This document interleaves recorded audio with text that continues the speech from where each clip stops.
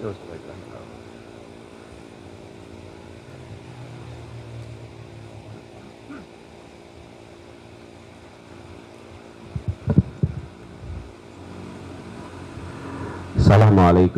warahmatullahi wabarakatuh. Allahu Akbar, Allahu Akbar, Allahu Akbar, Allahu Akbar, Allahu Akbar, Allahu Akbar, Allahu Akbar, Allahu Akbar, Allahu Akbar. La ilaha illallah wallahu akbar. Allahu akbar walillahil hamd. Allahu akbar kabira walhamdulillahi katsira wa subhanallahi bukratan wa asila. La ilaha illallah wa la na'budu illa iyyah mukhlisina lahuddin walau karihal kafirun walau karihal munafiqun walau karihal musyrikun. La ilaha illallah wahdah sadaqa wa'dah wa nasara 'abdah wa azza jandahu wa hazamal ahzaba wahdah. La ilaha illallah wallahu akbar. Allahu akbar walillahil hamd. Alhamdulillah, alhamdulillahilladzi arsala rasulahu bil huda wa dinil haqq liyudhhirahu ala dini kullihi wa kafa billahi shahida. Ashhadu an la ilaha illallah wa ashhadu anna Muhammadan abduhu wa rasuluh. Allahumma salli wa sallim wa barik ala sayyidina Muhammad wa ala alihi wa ashabihi ajmain. Ittaqullaha haqqa tuqatih wa la tamutunna illa wa antum muslimun. A'udzu billahi minasy syaithanir rajim. Bismillahirrahmanirrahim. Inna a'tainakal kautsar fasholli lirabbika wanhar. Fasholli lirabbika wanhar. Fasholli lirabbika wanhar. Inna sani'aka huwal abtar. Amma ba'du. Ma'asyiral muslimin rahimakumullah. Wabil khusus yang kami hormati seluruh jajaran pembina Yayasan Pendidikan Islam Al-Azhar, Ketua Umum Profesor Dr. Jimri Asidiki, pengawas Bapak Dr. Insinyur Ahmad Husin Lubis dan seluruh jajaran pengurus Yayasan Pendidikan Islam Al-Azhar dan Takmir Masjid Agung Al-Azhar, Bapak Dr. Fuad Bawazir dan seluruh jajaran, serta seluruh jamaah sholat Idul Adha di Masjid Agung Al-Azhar yang insya Allah dimuliakan Allah. Hari ini kita berkumpul merayakan Idul Adha, Hari Raya Kurban yang mengajarkan kita tentang ketundukan kepada Allah, tentang kepedulian kepada sesama. Di saat yang sama, pada saat kita menunaikan sholat Id ini, jutaan jemaah haji sedang menjalankan rukun haji di Tanah Suci. Mereka berdiri di Arafah, bermalam di Musdalifah, dan melempar jumrah di Mina. Semuanya dalam kesetaraan mutlak di hadapan Allah. Saudara-saudaraku rahmati Allah, saat ini kita menyaksikan jutaan manusia berpakaian ihram di Tanah Suci. Kita disadarkan pada hakikat kemanusiaan. Semua setara, tidak ada pembesar dan rakyat kecil, tak ada raja, tak ada hamba sahaya, tak ada kaya, tak ada miskin. Hanya semua manusia di hadapan Allah mengenakan dua helai kain putih dan menyeru labaik Allahumma labaik. Tapi sekembalinya kita dari haji, kembali ke kota-kota kita di Indonesia, di Jakarta, Surabaya, Medan, Makassar, kesetaraan itu seolah menguap. Di satu sisi restoran mewah dengan penuh pengunjung. Di sisi lain, anak-anak memungut sampah demi sesuap nasi. Mobil-mobil mewah melintas di jalan yang sama dengan gerobak pedagang sayur yang mulai bekerja sebelum subuh. Ini bukan pemandangan di negeri asing. Ini adalah pemandangan di halaman rumah kita sendiri. Sementara kota selalu menjadi tanda dari kesehatan peradaban yang lebih luas. Dalam sejarah Islam, peradaban dibangun dan diawali dengan menata ulang sebuah kota. Dari Yathrib menjadi kota Nabi, menjadi kota yang bercahaya, Madinatun Nabi, Al-Madinah Al-Munawwarah. Bahkan seorang cendekiawan Muslim yang amat tersohor, Al-Farabi, menyebutkan tingkat peradaban itu bisa dilihat dengan bagaimana kota ditata dan bagaimana kota mencerminkan masyarakatnya. Bahkan istilah politik, Ma'asyiral muslimin rahimakumullah, yang kita kenal hari ini berangkat dari istilah yang digunakan oleh orang-orang Yunani untuk menggambarkan bagaimana mengelola kota. Kota yang ditata dengan baik, dengan menghadirkan kebaikan dan keadilan, adalah tanda peradaban yang sehat.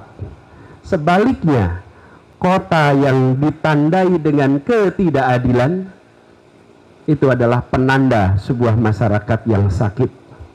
Dan Islam tumbuh besar ketika Nabi besar Muhammad SAW memimpin dari sebuah kota.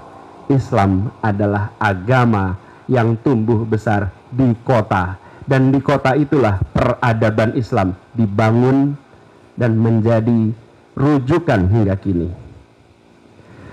Ma'asyiral muslimin yang dimuliakan Allah, Allahu Akbar, Allahu Akbar, Allahu Akbar, Allahu Akbar, walillahil hamd. Hari ini kita memperingati kisah kurban Nabi Agung Ibrahim alaihissalam bersama putranya Nabi Ismail alaihissalam. Sebuah kisah tentang ketaatan, juga kisah tentang transformasi. Dari pengorbanan pribadi, menyembelih anak, menjadi pengorbanan untuk kemaslahatan umat. Di tengah kota-kota kita sekarang, kesenjangan yang terjadi bukan karena takdir, melainkan hasil dari sistem yang dibiarkan berjalan tanpa dikoreksi. Kita belajar dari Khalifah Umar bin Khattab yang pada saat paceklik tak hanya memberi bantuan, tak hanya memberi santunan, tapi juga mengubah aturan. Tanah yang terlantar diambil dan diberikan kepada yang mau menggarap. Bila ada tanah lebih dari 3 tahun tidak dikelola, ambil alih, berikan kepada yang mau mengerjakan. Mungkin itu adalah reformasi agraria pertama dalam sejarah Islam. Dan itu contoh nyata yang disebut sebagai rekayasa struktural untuk keadilan. Sebagaimana yang dipesankan dalam Al-Quran bahwa harta tidak hanya beredar di antara orang-orang kaya saja. Giliran kita sekarang bertanya, apa yang siap kita korbankan untuk menghadirkan keadilan? Bagi para pemimpin, bagi mereka yang hari ini berada di pemerintahan, kurban bisa berupa keberanian untuk menetapkan kebijakan yang berpihak pada seluruh rakyat, meski mungkin menghadapi resistensi dari sebagian elit. Bagi yang punya kelebihan harta, kurban bisa berupa investasi sosial, seperti membangun sekolah komunitas, menyediakan akses air bersih, atau menciptakan lapangan pekerjaan. Dan bagi yang tidak memiliki kelapangan materi dan tidak punya kewenangan, kurban bisa berupa waktu, bisa berupa keahlian, mengajar anak-anak di lingkungan, memberikan praktek medis gratis, membimbing UMKM, mengorganisir komunitas belajar orang dewasa. Kita semua sesungguhnya memiliki bekal yang bisa dikorbankan sesuai dengan kemampuan untuk menghadirkan kemaslahatan, keadilan bagi semua. Inilah gerakan politik. Dan sesungguhnya ketidakadilan adalah bagian dari kemungkaran. Rasulullah SAW bersabda, siapa yang melihat kemungkaran ubahlah dengan tangan, lalu jika tidak mampu maka dengan lisan, dan jika tidak mampu maka dengan hati, dan itu selemah-lemahnya iman. Maka jangan tunggu, karena sering perubahan itu datangnya dari gotong royong yang memilih untuk bertindak. Seperti pesannya yang tadi juga disampaikan oleh Prof. Jimli, khairun nas anfa'uhum linnas. Sebaik-baiknya manusia dan paling bermanfaat bagi sesama. Allahu Akbar, Allahu Akbar, Allahu Akbar, Allahu Akbar, walillahil hamd. Saudara-saudaraku yang rahmati Allah, di abad ke-14 ada seorang cendekiawan muslim yang amat terkenal dan menjadi rujukan hingga sekarang. Namanya Ibnu Khaldun. Dalam sebuah karyanya yang legendaris, kitab Muqaddimah, Ibnu Khaldun menulis bahwa ketidakadilan akan menghancurkan peradaban. Ibnu Khaldun ini sampai dengan sekarang menjadi bapak ilmu sosiologi, bapak ilmu sejarah, diakui di seluruh dunia karena ia menjadi ilmuwan pertama yang menerjemahkan cara menganalisa lintas waktu dan menggunakan cara berpikir kritis untuk membaca fenomena masyarakat dan untuk membaca perjalanan sejarah. Karena itulah Ibnu Khaldun diakui sampai sekarang sebagai rujukan. Dan konsep asobiyah itu konsep yang dimunculkan dari pikiran Ibnu Khaldun ketika menganalisa masyarakat. Lalu Ibnu Khaldun ini mengamati bagaimana dinasti-dinasti besar itu runtuh. Kesimpulannya bukan karena serangan musuh, sesungguhnya runtuh karena ketimpangan internal yang tidak pernah diatasi. Karena itu membangun kota yang adil itu bukan angan-angan, kita punya rujukan. Dan kita bisa mulai dari langkah konkret oleh para pengelola kota. Mulai dari memberikan akses yang sederhana, kesetaraan pendidikan, kesehatan bagi seluruh warga. Menata ruang yang inklusif, bukan hanya untuk mereka yang berkemampuan ekonomi, berkendaraan mewah, tapi juga bagi pejalan kaki yang memang tak punya kendaraan, dengan pesepeda, dengan pengguna transportasi umum, dan membangun ruang-ruang bersama bagi warga untuk ketemu. Dan menghadirkan keadilan ekonomi untuk semua. Ini semua hanya bisa terwujud bila para pemimpin kota dan warganya berjalan seiring. Maka kita doakan agar para pemimpin-pemimpin kita, khususnya pemimpin kota, mampu menghadirkan keadilan dan mempermudah urusan warganya. Soal mempermudah urusan warganya, ada sebuah hadis yang diriwayatkan oleh Aisyah radhiyallahu anha. Ya Allah, siapa yang mengurus urusan umatku lalu ia menyusahkan mereka, maka susahkanlah ia. Dan siapa yang mengurus urusan umatku dan memudahkan mereka, maka mudahkanlah ia. Ini pesan untuk yang sedang pegang kewenangan. Allahu Akbar, Allahu Akbar, Allahu Akbar, Allahu Akbar, walillahil hamd. Ma'asyiral muslimin rahimakumullah. Hari ini di Idul Adha yang mulia ini, mari kita sama-sama nanti pulang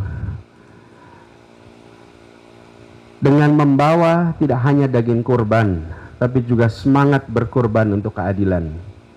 Karena sesungguhnya yang sampai kepada Allah itu bukan daging dan darahnya, tapi yang sampai adalah ketakwaan kita. Dan ketakwaan yang dimaksud itu bukan hanya ketaatan ritual, tapi juga kepekaan sosial. Ketakwaan yang menimbulkan kesadaran bahwa kita tidak bisa khusyuk sholat subuh ketika tahu ada tetangga yang hidupnya sulit di malam itu.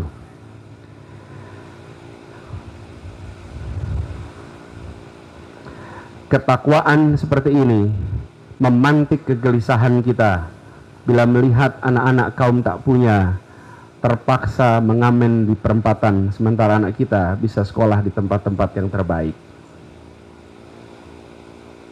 Kita beruntung berada di tempat ini, salah satu institusi pendidikan terbaik, pendidikan Islam yang menjadi rujukan. Dan begitu banyak orang tua yang dulunya sudah berhasil dinaik kelaskan, kini bisa mengirimkan anaknya ke sekolah-sekolah pendidikan Islam terbaik seperti Al-Azhar ini. Kini saatnya kita mulai memikirkan apa yang kita bisa kerjakan. Saudara-saudaraku yang dicintai Allah, Idul Adha mengajarkan kita bahwa kurban sejati adalah melepas sesuatu yang kita cintai untuk yang lebih dicintai Allah, sebagaimana Nabi Ibrahim alaihissalam melakukannya. Apa yang lebih dicintai Allah? Tegaknya keadilan dan kesejahteraan bagi bersama. Karena itu, mari kita jadikan Idul Adha tahun ini sebagai momentum untuk memulai kembali, mulai dari lingkungan terdekat kita, mulai dari hal-hal kecil yang bisa kita lakukan, karena perubahan besar selalu dimulai dari langkah-langkah kecil yang dikerjakan secara konsisten. Dan ingat, tempat yang kita tinggali, kota-kota yang kita tinggali adalah amanah sekaligus ladang amal. Kelak di akhirat kita akan ditanya, apa yang telah kita lakukan untuk saudaramu yang tertindas?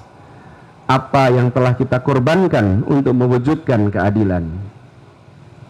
Semoga Allah SWT memberi kita kekuatan untuk menjadi bagian dari solusi keadilan. Semoga kurban kita diterima, dan semoga kota-kota kita menjadi saksi keadilan yang kita tegakkan bersama. Mari kita akhiri khutbah ini dengan mengangkat tangan dan menundukkan hati, karena pada akhirnya di tengah segala ikhtiar ketidakberdayaan, hanya kepada Allah kita kembali. Hanya kepada Allah kita menjadikan tempat bersandar dan tempat doa bermuara. A'udzubillahi minasyaitonirrajim. Bismillahirrahmanirrahim. Innallaha wa malaikatahu yusholluna 'alan nabi. Ya ayyuhalladzina amanu shallu 'alaihi wa sallimu taslima. Allahumma shalli 'ala sayyidina Muhammad wa 'ala ali sayyidina Muhammad. Allahumma ighfir lil muslimina wal muslimat wal mu'minina wal mu'minat al ahya'i minhum wal amwat. Allahumma arinal haqqa haqqan warzuqna tiba'ah wa arinal batila batilan warzuqna tinabah. Ya Allah, ya Rahman, ya Rahim, ya Malikul Muluk, Tuhan yang maha adil, yang maha mengatur seluruh urusan negeri dan umat manusia. Pada hari yang mulia ini, kami hadir di hadapan-Mu, mengadukan luka-luka yang belum sembuh di tanah air kami, bahwa kejujuran kerap disingkirkan, kompetensi dikalahkan oleh koneksi, dan kemiskinan diwariskan dari generasi ke generasi karena sistem yang enggan dibenahi. Kami sadar keadilan dan kesetaraan bukan sekedar hasil niat baik, tapi buah dari keberanian untuk menyentuh akar yang lebih dalam, yang kadang menyakitkan, yang sering tersembunyi di balik kebiasaan dan kenyamanan. Dalam kesadaran itulah kami berserah kepadamu, ya Allah, memohon perlindungan dan petunjuk agar tak hanyut dalam keputusasaan.